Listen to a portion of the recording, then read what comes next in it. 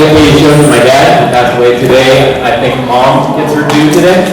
Alright, it's mom. That's a gesture. She's not actually here. I'm not actually going to show her the video or anything. Mostly because I have to hold true to a model that we had when we were little kids, which is just don't tell mom. Don't tell mom what? Don't tell mom anything. Because mom is the burden of life, but mom will also kill you. Right? And my wife Stephanie, she laughs at me because whenever I'm telling stories, she says, "You ever notice every one of your jokes or stories just ends with, and then you got in trouble?" It's true. My life consists of getting in trouble.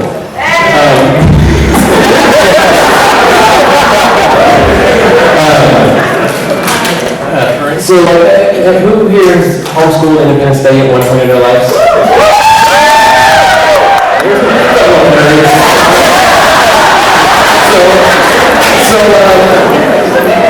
I was homeschooled, and I didn't really have friends to speak of, and so it was just me and my mom in the house all the time, and we butted heads. So a lot of times we'd get into arguments, and because I was stupid and rebellious, we'd get into these arguments, and we had this unwritten rule, which was, unless you were changing your clothes, everyone's bedroom doors stay open. Which is a good rule because me and my sisters are not trustworthy. So me and my mom had this argument, and I went to my room, shut the door, and waited.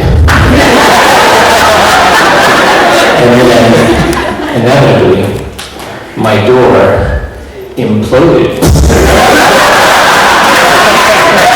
The exploder shot into my eye. Shrapnel pierced my body, and I just see mom's silhouette. Says, "Why is this door closed?" Which isn't her actual voice. I do voices every once in a while, So it was more like, "Why is this door closed? It has begun."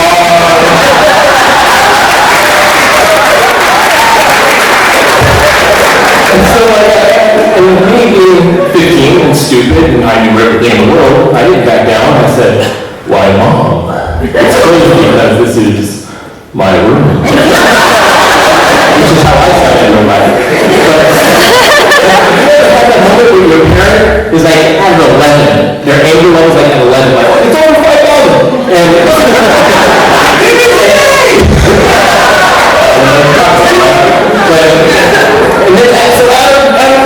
they're like up there, and all of a sudden, they go flatline calm.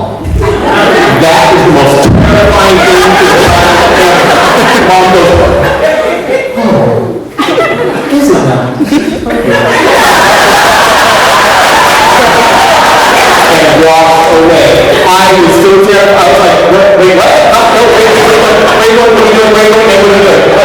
Could you come back and beat me, please?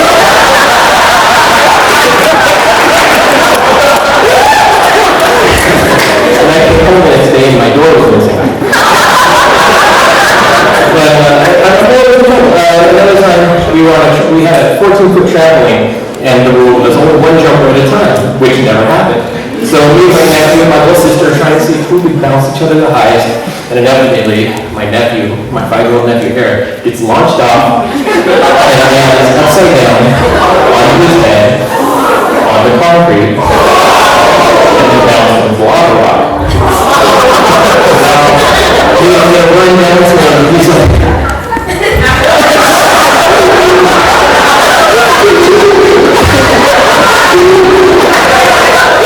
and we're going to grab him, and we drag him behind the tool shed, because if anyone knows that, the first thing we do when someone has a potential spinal injury is to move them. I said, "Eric, this is very important you listen to me.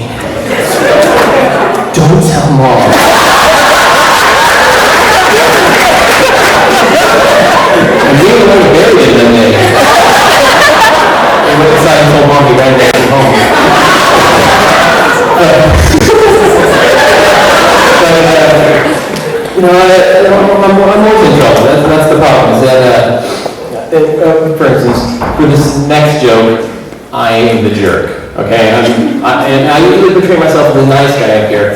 So to soften the blow, I'm going to tell the story as if I was Bill Cosby.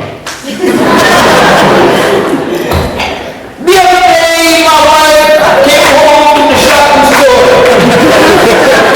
and I was watching the television set, and she comes in with 15 bags in her arms. And I said, "Bill, how are you shopping?" And my wife proceeds to tell me a 45-minute story with no end in sight. And I interrupted her and I said, "Bill, how much money did you spend?" And I got in trouble for that. General brain loss.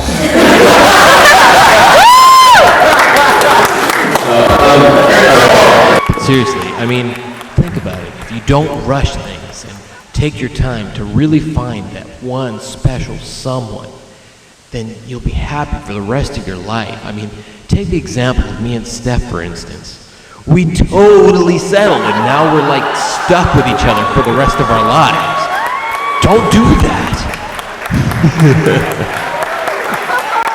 I gotta get out of here, but I just wanted to say it's funny, now that I'm older, I find myself really just, I sound like my mom now, like I have my own house, and friends come over, and I'm saying, like, hey, there's a garbage for that, someone has to clean that up, don't put that food on my mom. And so, it's funny because